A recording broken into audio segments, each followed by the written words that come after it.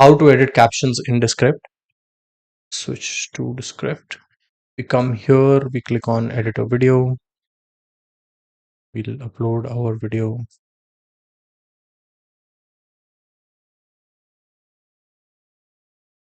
Descript is going to upload and automatically transcribe the video for us. Alright, so seems like Descript is done uploading and transcribing our video for us. So I'm just gonna switch to full screen. And now how do you edit captions? So first of all, let's bring captions in. I like this type of caption. I will move this around and let's take it here. Okay, so you don't need more information, right? So when you click on this, you can click on custom, and this is how you can customize the caption styling. Let's say we make this red, and for active word we make it blue.